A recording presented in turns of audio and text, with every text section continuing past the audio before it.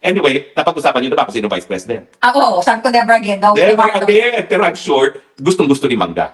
Oh, I'm sure gusto niya magkaroon ng part 2 ang Duterte Marcos. Pero ma'am, Yeah. ako, I consider you as a friend, pero Marcos ka. Alam naman namin na Yes. ginagawa mo lahat ng ginagawa mo para masalba lang ang pangalan ng Marcos. Dahil alam mong sinira na tuluyan ng kapatid mo. At kung hindi ka talaga namang gagawa ng mga ganitong ginagawa mo, ay talaga kasusuklaman ng Marcos. Pero ma'am, tanggapin nyo na, pinasusuklaman ng pangalan ng Marcos. Yeah. So sasabihin na lang natin, siguro kapag binitin na silang patiwarek, huwag kang ibitin patiwarek, no? Huwag kang isama, no? Pero huwag ko kayong magugulat kung talagang kasusuklaman ng pangalan talaga ng Marcos. Kahit ano pa ang gawin ninyo. Kaya nga. Dali Okay. Okay, Ayan. natapos na po yung vlog ko, kaya part 2 ng aming Okay. joint broadcast. Palangga, alam mo Palangga, dapat siguro hindi na ako tumigil. Nakakatuwa naman Bakit? kasi yung mga Nangyari? mainstream media, interviewin ka, pero makikidebate naman pala. No? Nakadebate ka ba? Alam niyo ko, kung sasabihin ko lang sa mainstream media, pag ako yung dinibate niyo, subukan yung kaya niyo ako terminin sa debate. Lalo na kapag ang pinag-debatihan ay isang larangan na naituro ko for more than 20 years at pinag-aralan ko pa with an advanced degree, no, international law. Sa akin naman, pinagbibigyan ko lahat sa interview kasi importante naman talaga yung balitaktakan. No? Yes. Pero ang nangyayari, hindi rin naman ako atras sa debate, pero wag niyo asahan na manalo kayo sa debate. Ano no? share mo dito? Well, kasi yung isang babaeng host kanina, papilit-pilit yung sinasabi na unang-una, hindi daw totoo na may tradisyon ng mga international tribunals na dahil mababaw yung ebidensyang hinihingi para sa warrant of arrest in international tribunals, nagbibigay ng interim release. Ang sabi ko kasi, kung titignan nyo ang record ng Yugoslavia at saka Rwanda Tribunal, yung mga mas naagang binuok na tribunals para sa mga krimen gaya ng crimes against humanity, talaga halos lahat ng bigyan ng interim release. Kasi nga, mababaw yung dahilan para magkaroon ng warrant of arrest, binabalanse doon sa pagbibigay ng interim release. So sa Rwanda Tribunal, ako yung miyembro rin ng bar, halos lahat ng mga akusado ron umuwi na Rwanda at nagpapakita lang sa Arusha kapag may hearing na.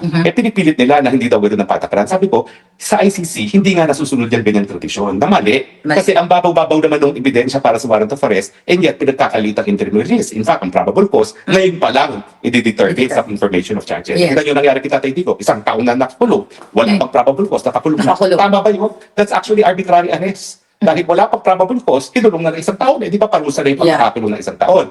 Nagpupumilit yung babae na mas alam niya ang international law. Ma'am, ako naman po ay nag-aral ng Master of Laws on International Law at with the greatest professors of international law, Eddie Lauterbach, Rosalind Higgins, no? At ako'y nagturo naman for almost 20 years sa international law. Siguro alam ko naman yan. Yeah. Ako kauna-unahang na-admit sa ICC. In fact, yung mga Pilipino ro, baka dati kong kasama yun, narinig ko ko rin para ma-admit. No? So medyo respetuhan naman tayo. No? Siguro kung may issue yan ng journalism, ako hindi naman ako mag-insist kasi hindi naman ako talaga journalist. No? Pero yung mga bagay-bagay na pinag-aaralan, sana respeto naman. No?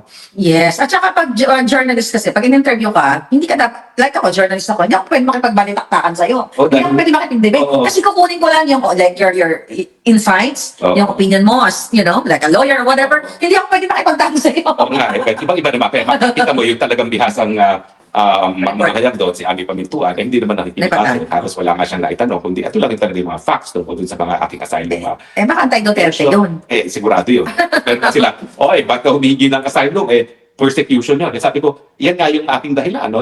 Yung taning kaso ko, Yes. ebidensya, wala man lang complainant laban sa akin, bata ko nung kita, human trafficking, wala man nag-reklamo sa akin na recruit ko sa kanila, no? Diba, sentido ko muna, miski kita, bigado, alam kong taning kaso lang yan, no? At yan naman ay desisyon para sa Austria, dahil sila magdidesisyon kung ako nga ay biktima ng political persecution. Pero wag yung pong kakalimutan, talagang karapatang pantao yan. Alam mo, natutuwa ako, miski umalis ako, balik tayo, ang dami pa rin, kanina, 2,000 silang nanonood, bago ko umalis. Nandito sila. Pero tayo tagwa 1,100 na nanonood. Anyway, napag-usapan niyo na ba kung sino Vice President? Oo, sabi ko never again. Daw, Never again. Pero I'm sure, gustong-gusto ni Mangga. I'm sure gusto niya magkaroon ng part 2 ang Duterte Marcos. Pero ma'am, ako, I consider you as a friend, pero Marcos ka. Alam naman namin na ginagawa mo lahat ng ginagawa mo para masalba lang ang pangalan ng Marcos dahil alam mong sinira na tuluyan ng kapatid mo at kung hindi ka talaga namang gagawa ng mga ganitong ginagawa mo, ay talaga kasusuklaman ng Marcos. Pero ma'am, tanggapin nyo na, pinasusuklaman ng pangalan ng Marcos. So sasabihin na lang natin, siguro kapag binitin na silang patiwarek, huwag kang ibitin patiwarek, no? Huwag kang isama, no? Pero huwag ko kayong magugulat kung talagang kasusuklaman ng pangalan talaga ng Marcos kahit ano pa ang gawin ninyo para salbahin ang pangalan ng Marcos. Ako naman, Stokes, sabi ko, okay lang sa akin, no, na yung i-maintain ni VP yung friendship niya kay Amy Marcos. But kanila yan. Tama, kanila wala tayo doon. Pero never again sa Vice President. Ako, I still consider her as a friend. si Ivy. Kasi nakakatawa siya eh. Babae bakla eh. Talagang never a dull moment. Ako hindi. Pero, friendship is friendship. Pero yung ginawa ng Marcos sa Pilipinas, yan po ay kabahagi na ng kasaysayan, Yeah. mabubura. So, pasensyahan lang po tayo. Iba yung ating pagkakaibigan. Pero iba naman yung Para sa bayan. pagsuporta sa inyong patuloy na patuloy na partisipasyon sa ating politika. Yeah. So, salud po ang Marcos sa ating. Sana talaga. So, pasensya na po. Kasi tayo po ay magkaibigan. At saka spokes, ang sa akin dyan, delikado si Inday Sara. Oo! Delikado. Kapag vice president niya, baka siya pang magkaso niya, parang Marcos na rin. Diba? Kasi objective talaga, Marcos forever eh. Yes. Hindi pa sinabi na Bongbong Junior Marcos ang forever eh. Yeah, Basta Marcos forever. Baka mamaya, hindi na makatulog si Inday Sara niya kung siya ang vice president. Pero sino gusto mong vice president? Unanimous tayo. Unanimous. Sabay tayo. Ang gusto nating vice president ay si Robin. Ganoon.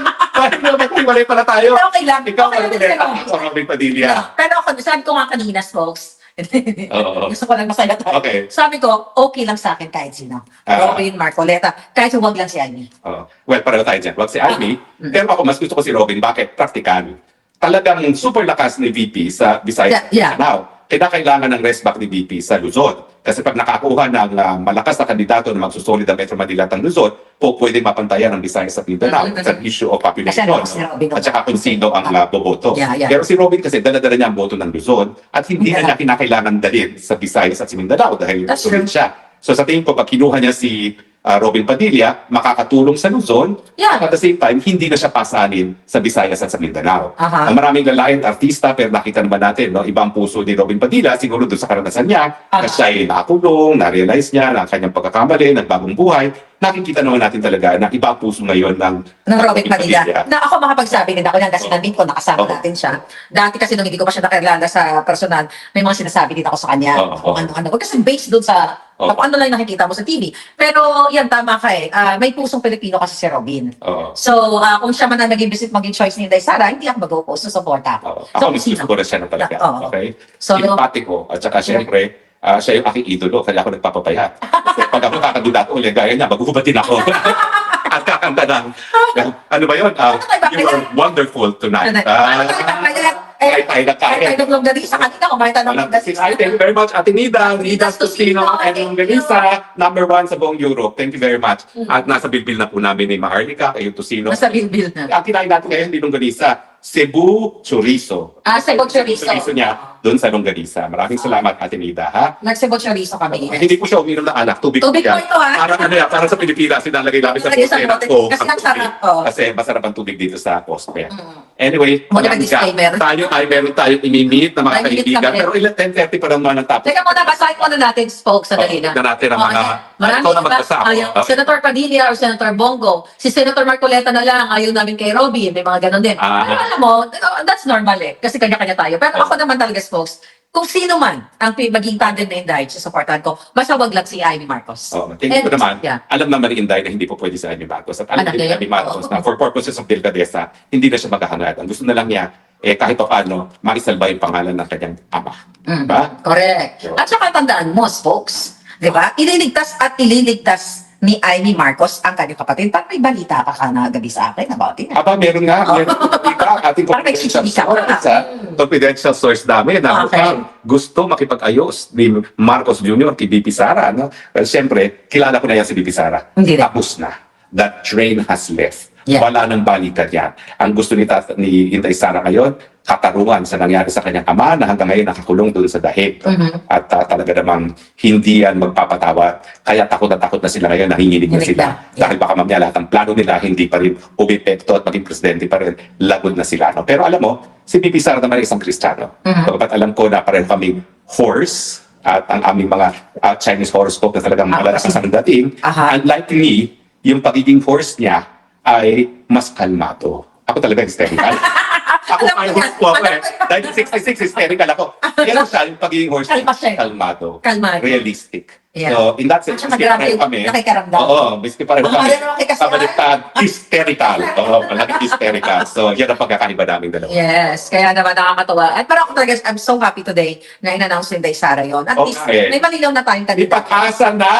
O ako, ayaw ko magantay din 2028. Kung kaya natin patalsikin pa rin ngayon. Mga karapatan patalsikin yun. na natin. People power na sa saligang batas yan. Kasi feeling ko, lahat gagawin nila para hindi nga maging presidente si Inday Sara. hanggang maalis natin ang paghawak nila sa mga makina, wala talagang garansya na magkakaroon ng honest to goodness na eleksyon. Kaya mga tao, mga people, kung kaya pa rin natin, people power is constitutional, people power pa rin natin yan si Ma'am Rose.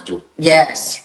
Yeah. Tapos may mga nagsasabi, folks, ano, na si Robin, ating Santo Robin Padilla na daw may dikit daw kay Amy. Anong makakomento mo dyan? Dikit daw ng dikit kay Amy. Alam mo talaga kasi naman, bilang isang tao, talaga naman tatawa ka pagkasama mo si Amy Marcos. Kaya ako, I consider her as a friend. Although she probably never considered me a friend dahil talagang nung tumakbo ko sa Senado, hindi niya ako binigyan ng boto sa Ilocos. Pero tawa pa rin ako natawa pag nandyan siya. No? So sa akin, iba talaga yun. Iba yung pagkakaibigan, iba naman yung politika. yeah. Kasi sa politika, meron kang obligasyon sa taong bayan. No? At ang tingin ko ngayon, na kinakailangan natin, katarungan para sa taong bayan, laban sa mga kasalanan ng mga Marcoses. At pasensyahan na, Manang Amy, talagang napakalaki ng kasalanan niyo sa taong bayan. Yeah, I think that's about it kasi namatay na yung laptop ko. Okay, so ikaw na kailing namatay. Ako na- Maraming salamat po sa inyong patuloy na pagtangkilik ha. At syempre, last few days, ngayon pa lang namimiss ko na aking palang. Yes, sir, mag-enjoy pa rin kami. Naiiyak na ako. Iwan na ba? Namimiss na. Pero anyway, malayo man tayo, iisang kausa Yes. sa bayan ng Pilipino. Yes. Laban. Duterte for Kaya for 2028. 2028. Okay? Bye. Maraming salamat po. God bless the Philippines. Bye. Bye.